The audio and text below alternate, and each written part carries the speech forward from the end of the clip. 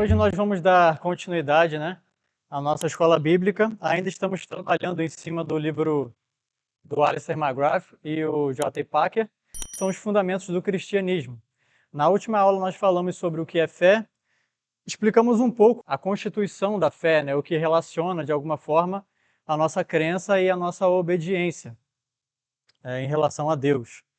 E hoje a gente vai continuar, só que a gente vai se desdobrar mais sobre conhecimento. Então o tema hoje para a nossa aula é fé, razão e verdade. E bom, tem uma famosa divisão proposta por Aristóteles, ou pelo menos a ele é atribuída, sobre esse conceito de ideia. O que seria uma ideia? O que é o nosso pensamento? O que é o nosso conhecimento? O que será que constitui isso? O que constitui as ideias? A forma como nós organizamos aquilo que pensamos. E para Aristóteles, essa divisão da ideia, do nosso pensamento, ele era dividido em 3 categorias. Essas categorias, elas se denominavam opinião, fé e conhecimento. Eram esses 3 âmbitos, ou como ele gostava de falar, são 3 categorias. E aqui, para a gente se pautar, tem algumas questões que nós podemos levantar, algumas coisas que nós podemos nos perguntar. Como que a fé, no centro aí dessas categorias, entre a opinião e o conhecimento, o que seria essa fé? E como que ela se relaciona com o conhecimento? Ou será que a fé é uma espécie de conhecimento religioso? E ela é inferior ou ela é superior ao conhecimento? São perguntas que nós podemos nos fazer. E para iniciarmos a nossa reflexão aqui, é importante que nós coloquemos elas. E aqui o que a gente pretende propor é justamente isso, que a fé ela não se restringe, ou ela não fica restrita ao âmbito religioso. Ela é muito mais do que isso, como foi bem dito aqui pelos nossos irmãos. Só que essas questões, obviamente, são questões bem profundas. O tempo que nós temos aqui, a gente não vai conseguir tratar de questões tão complexas, Essas questões a gente precisa ficar um tempo matutando cada uma delas, pensando e repensando. Inclusive Agostinho fazia isso, era muito interessante isso. Eu acho que um dia talvez eu consiga reproduzir, debater uma questão em um dia, deixar, agora a gente acabou. No dia seguinte a gente continua. Porque no dia seguinte ele já desacreditava do que ele tinha concluído no dia anterior, É uma coisa interessante. Mas, já de início, é importante a gente pontuar 2 erros que são muito comuns, que a gente precisa evitar de certa maneira. E quais são esses erros referentes à fé? O primeiro deles é que a fé, ela, de vez em quando, ela pode ser tratada de uma forma estritamente religiosa, e o que seria um perigo, certo? A fé, ela não é estritamente religiosa, ela não se atém exclusivamente a uma pessoa que é religiosa ou tem a sua religiosidade. Mas nós veremos que a fé, ela está em todo canto, de certa forma, é presente em muitos conhecimentos que hoje em dia são considerados seculares aí fora. Conhecimentos desse século. A segunda coisa, que seria o segundo erro, seria a fé ela não ter nenhuma relação com o conhecimento.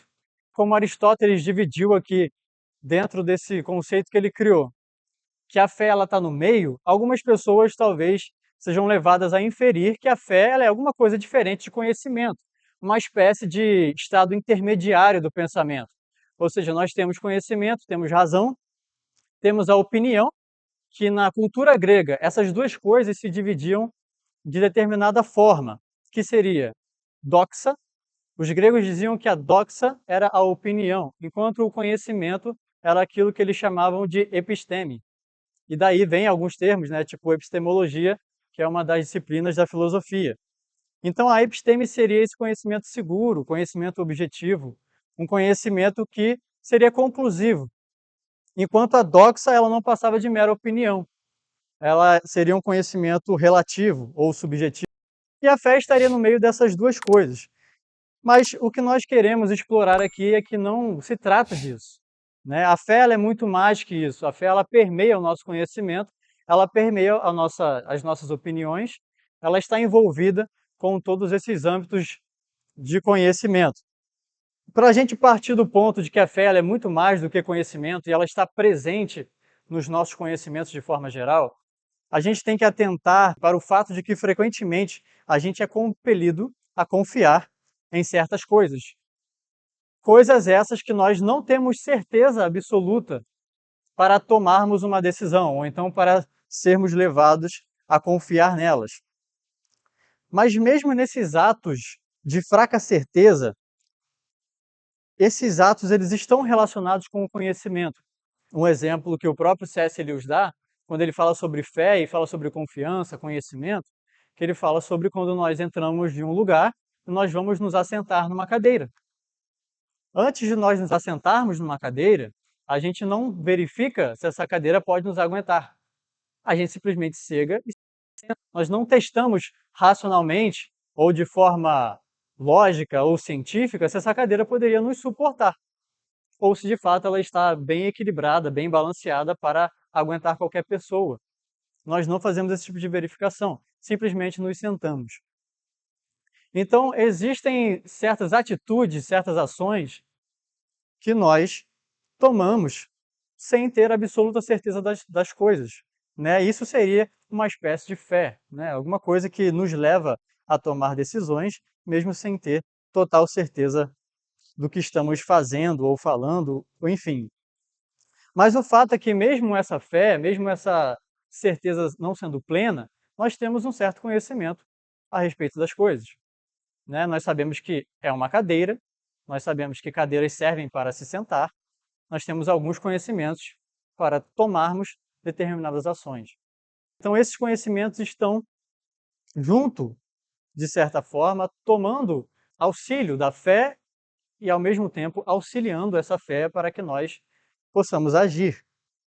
Então, a fé depende do conhecimento, mesmo quando afastado do conhecimento em direção ao incerto. Entendem? Mesmo quando a fé ela não tem um total conhecimento para arrogar para si, ela detém de algum conhecimento que é utilizado para que ela possa, então, ser efetiva. Não há fé cega. Todos nós possuímos motivos ou razões para acreditar no que acreditamos. É por isso que algumas vezes é tão difícil dissuadir uma pessoa de algumas opiniões, né? Porque as pessoas têm opiniões acerca das coisas e elas creem a partir de algumas coisas, certo? Ninguém acorda do nada com uma opinião em casa, sai por aí e vai divulgá-la ou vai tentar convencer outras pessoas. As pessoas têm algumas impressões e elas passam a crer em determinadas coisas. As impressões podem ser falsas ou podem ser corretas, mas o fato é que elas têm impressões do mundo sensível, desse mundo material que nós vivemos. Ninguém tira nada do nada, ok? Então não há fé cega. A gente pode também pensar na nossa confiança em terceiros, né? Isso também é possível de se verificar. Quem pega ônibus aí sabe que a gente não entra no ônibus, pede a carteira de motorista do condutor do ônibus, né? Ninguém nunca fez isso. Mas, se a gente fosse colocar a ferro e fogo que estamos falando aqui, nós entraríamos no ônibus e deixa eu ver se você é habilitado, porque eu não vou entregar minha vida a qualquer um, né? Seria até bastante plausível. Mas nós não fazemos isso. Então, viver, de certa forma, como nós estamos vendo, ele é sinônimo de risco, de certa maneira. Diante disso, a gente pode atentar para a proximidade e contato que a fé mantém com o conhecimento, como estamos tentando dizer aqui. Acerca da relação entre fé e conhecimento, Joseph Ratzinger, ele diz o seguinte, ele diz que ambas são, fé e conhecimento, ambas são como duas asas, pelas quais o espírito humano se eleva para a contemplação da verdade. Então, a fé está auxiliada pelo conhecimento, ao mesmo passo que o nosso conhecimento, muitas vezes, ele necessita ou precisa de fé para ser exercido. Nós precisamos dessas duas coisas, não só para nos situarmos no mundo, mas para nós avançarmos em muitas questões fortemente significativas para a humanidade, como na questão da ciência, por exemplo. A ciência é uma coisa interessante, né? Quem já viu aqui Superestelar teve um pouquinho aí eu acho pelo menos, dessa noção do que seria um cientista antes de trabalhar uma hipótese científica.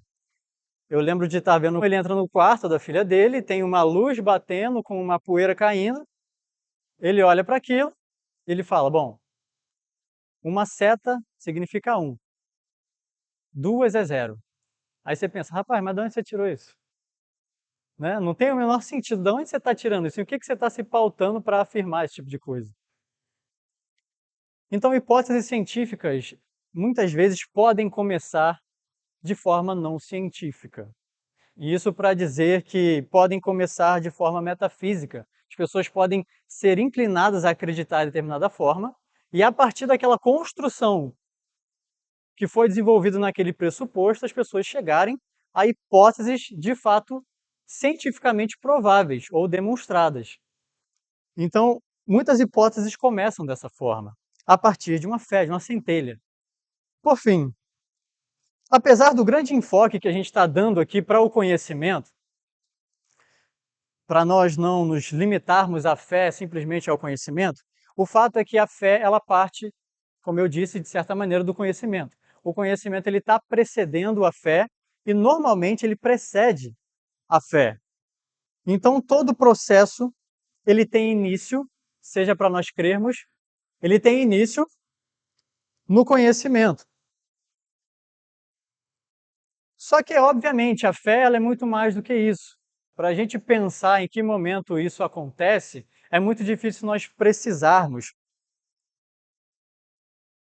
onde que começou a fé, onde que começou o conhecimento, quando essas duas coisas estão andando juntas, estão sendo auxiliadas e guiadas umas pelas outras.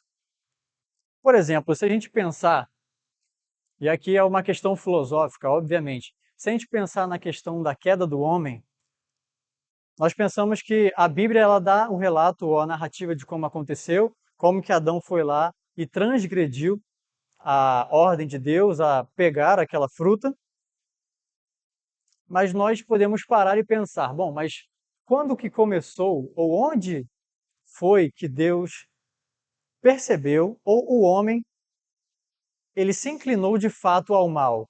Onde que foi isso que aconteceu? É difícil a gente precisar algumas coisas porque há um grande processo envolvido nessas coisas. E aqui é onde é uma diferença que nos marca em relação ao catolicismo romano. Porque certa vez eu ouvia um padre aí falando, eu não vou citar nomes, mas ele falava sobre a diferença entre o catolicismo romano e a fé protestante. E ele dizia: bom, se eu estou na minha casa e o meu vizinho coloca uma música muito alta e eu começo a sentir raiva, fúria, eu fico com vontade de ir lá e desligar aquela coisa, ou então vontade de ir lá e arrumar uma briga, uma grande confusão. E ele fala: todos nós católicos romanos sabemos que até que eu faça isso, eu não pequei. Não pequei. Por quê? Porque eu não fui lá, eu não arrumei confusão nenhuma, eu só pensei, eu só quis, mas eu não fiz. Então eu não pequei. Ao passo que para nós protestantes, a diferença está que a partir do momento que nós pensamos, cogitamos, queremos, nós já dissemos, o processo do pecado já começou em nós. A queda do homem está visível, o velho homem está querendo tomar o lugar de controle e agir. Mas nós já pecamos. Pecamos em pensamento, pecamos quando nos entregamos ou deixamos aquele sentimento crescer dentro da gente, nós pecamos. Então o processo às vezes não pode parecer não muito claro, mas o fato é que para nós as coisas acontecem a partir de um início interno. Marca esse processo, né, tanto do pecado como também da fé e o conhecimento, estão entrelaçadas, estão envoltas uma com a outra. Só que também é importante a gente pontuar que não há nenhuma virtude, obviamente, de nós confiarmos em alguém sem termos motivos ou razão para isso. certo? Como eu disse aqui, a gente precisa do conhecimento, a gente precisa ter a fé não se limita ao conhecimento, mas, obviamente, nós temos que ter razão e motivo para confiar em algumas pessoas ou para tomar determinadas atitudes e para crer. Diante disso tudo, eu queria abrir lá em 2 Timóteo, rapidamente. Tem um grande exemplo do apóstolo Paulo, que ele consegue sintetizar isso de forma majestosa. 2 Timóteo, capítulo 1, o versículo 12. Paulo ele vai dizer o seguinte: "E por isso estou sofrendo essas coisas, mas eu não me envergonho, porque eu sei em quem tenho crido, e eu estou certo de que ele é poderoso para guardar aquilo que me foi confiado até aquele dia." Ou seja, o apóstolo Paulo não estava entregue a uma crendice ou uma crença incerta, simplesmente porque ele teve uma aparição de Cristo para ele. Não, não foi simplesmente isso. Obviamente, isso o levou de joelhos aos pés de Cristo. Mas durante o processo da sua conversão, ele foi sendo convencido.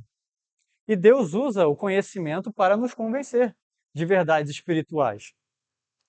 Isso pode ser de forma analógica ou pode ser de forma acomodativa, né? Que, por exemplo, eram duas coisas que eram usadas por alguns teólogos da igreja.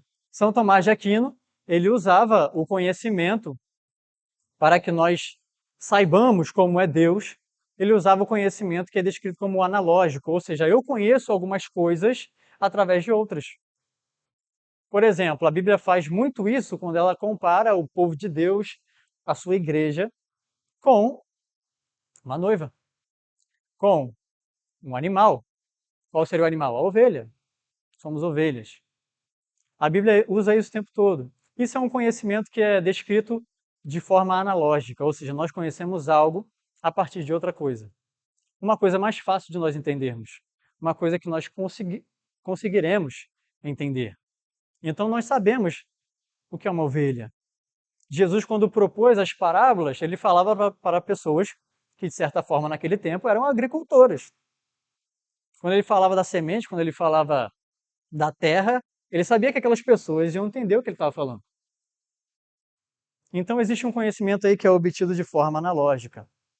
E o segundo é que seria de forma acomodativa, né, através da acomodação. E essa quem falava era João Calvino, né? Ele dizia que nós precisamos, e Deus também faz isso conosco, reduzir de certa forma, acomodar, adaptar o discurso para que as pessoas compreendam. E Deus também faz isso conosco. E um pregador deve fazer isso com o seu público. João Calvino batia nessa tecla. Ele precisa entender qual é o seu público. Ele precisa falar na língua deles. Ele precisa usar imagens que as pessoas entendam, compreendam. Então, isso seria acomodar o discurso, acomodar o conhecimento que é mais elevado para um pouco mais baixo para que as pessoas consigam entender. Então, a partir disso, a gente pode se perguntar algumas coisas. Por exemplo, seria possível nós provarmos a existência de Deus através do nosso conhecimento? Aqui é uma pergunta de milhões, é claro. Mas já que eu disse para vocês que o conhecimento ele é adaptável, já que eu disse para vocês que o conhecimento ele é analógico, então a gente compreendendo essas coisas e nós absorvendo o conhecimento que nos é proposto, não somente através da fé, mas também auxiliado pela fé, com essas certezas que nós temos através do conhecimento que adquirimos, seja quando estudamos, seja quando ouvimos uma exposição, uma escola bíblica, seja em qualquer outra coisa. Será que a gente pode pegar esse conhecimento, então, e dizer agora que a gente consegue provar a existência de Deus? Será que podemos tomar uma atitude, entre aspas, científica em relação a Deus e todo o nosso conhecimento religioso, né, ou teológico? Será que a gente consegue fazer isso? É claro que, de certa maneira, não. Tem até uma frase extraordinária de um filósofo da modernidade chamado Pierre Charon, que ele diz que se nós conseguíssemos provar Deus, ele de fato não seria Deus. Porque como é que a gente vai provar Deus? Se a gente conseguisse prová-lo, não há nenhuma possibilidade lógica dele ser Deus, sabe? Ele já, se ele conseguiu ser totalmente adaptado ao nosso conhecimento, esse ser pode ser tudo menos Deus. Não tem como ser Deus. Então, Deus, de maneira científica, ele não pode ser provado. Ele não é provado.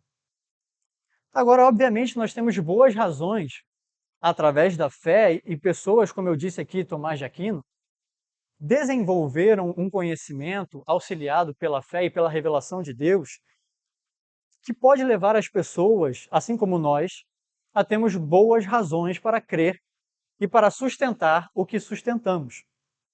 Por exemplo, São Tomás de Aquino, ele elabora na sua Suma Teológica, né, a Suma da Teologia, 5 vias que para ele demonstrariam de forma objetiva que Deus existe. Tomás de Aquino ele tenta propor através desse documento quase uma ciência da religião. Acho que nos nossos dias seria alguma coisa parecida com isso, uma ciência da religião. Porque ele tenta provar a partir da natureza e os dos seus efeitos que Deus é real. E uma dessas vias que ele usa, por exemplo, é o argumento teleológico. Esse argumento ele diz respeito à finalidade. Ou seja, São Tomás de Aquino olha para o mundo depois de concluir 4 coisas a respeito do mundo que poderiam sustentar a existência de Deus. Ele olha uma quinta e ele diz: bom, tudo que existe, todos os mecanismos da natureza, tudo que é auxiliado pela multiplicidade e pela unidade. O que quer dizer isso? Isso quer dizer tudo que está em conjunto e funciona muito bem na natureza ou no corpo humano, né? Todo o sistema humano funciona muito bem. Em filosofia da natureza, a gente fala sobre as coisas, os componentes do nosso corpo, os componentes da natureza, eles têm uma informação intrínseca a eles que os faz agir de determinada forma. Ou seja, parece, tá? Humanamente falando, que algo na natureza ou algo no nosso corpo sabe exatamente como agir. Parece que eles pensam. As coisas não pensam, tá? As coisas não pensam. Nós pensamos. Mas as coisas são tão organizadas, as coisas têm um sentido de ser que parece que elas pensam. E Tomás de Aquino olha para isso e ele pensa, bom, tudo na natureza tem finalidade. E esse é o significado da palavra teleologia, estudo daquilo que tem sentido, finalidade, o fim das coisas. Ele olha e pensa, as coisas elas têm um sentido, elas têm uma finalidade, elas não fazem qualquer coisa. As coisas elas agem assim. Ah, mas elas agem de outra forma? Dificilmente. Talvez quando algo diferente aconteça, mas por via de regra elas agem assim, sempre assim. Então ele percebeu, rapaz, isso é uma finalidade, isso tem um sentido. Como que a gente explica esse sentido na natureza? Como que a gente explica que coisas que não pensam, aparentemente parece que pensam? Então ele achava que isso poderia ser uma boa razão para nós acreditarmos que um ser superior, que arquitetou isso tudo, uma mente pensante, existe. Mas, como eu disse, a gente tem que pensar, obviamente, a gente não pode reduzir a fé ao conhecimento, a fé está muito além do conhecimento. Aqui está o resumo para isso tudo. A fé, ela vai além da razão, vai além do conhecimento, mas ela nunca é contrária ao conhecimento. Ir além não significa ser contrário. Contrário é uma coisa, ir além é outra, ok? Então a fé ela vai além, mas ela não é contrária à razão, não é contrária ao conhecimento. E eu queria encerrar aqui, dizer que tem essas razões, que a fé ela se relaciona com o conhecimento, que nós podemos ter fé e podemos ter conhecimento, e que inclusive eu diria que é muito bom e muito útil que se tenha os dois, porque eles se auxiliam. A gente, de certa forma, não para simplesmente num horizonte limitado, mas nós sempre estamos avançando para outras ideias, seja motivados pela fé ou seja inclinados por causa de alguns dados da razão, do conhecimento que nós temos. Então, a partir de tudo isso, eu queria encerrar com uma frase do C.S. Lewis também, que ele também diz na sua obra O Problema da Dor, né, ou seria o problema do mal. Lewis ele vai começar fazendo uma grande exposição no primeiro capítulo das provas para ele crer em Deus. Como é que ele se converteu a Deus? Ele era ateu. E ele dizia que, assim como essas provas que eu citei aqui, dei uns exemplos de Tomás de Aquino, falei de outras coisas, o Lewis dizia que, bom, a gente tem duas opções para olhar para essas coisas. E ele fazia esse confronto com outros ateus da sua época, justamente porque ele sabia como eles pensavam, ele já foi ateu um dia. Então Lewis falava, bom, a gente pode encarar essas coisas de duas formas. A gente pode achar que é tudo uma loucura, ok? São conexões que nós fazemos, seja de forma analógica ou seja de forma adaptativa, são conexões que a gente faz no mundo com as coisas, achando que tem seres espirituais, achando que as coisas são muito mais do que elas são, que tem algo por detrás. São conexões que nós fazemos o tempo todo na vida e nós podemos tirar duas conclusões disso. A primeira é que talvez seja tudo loucura.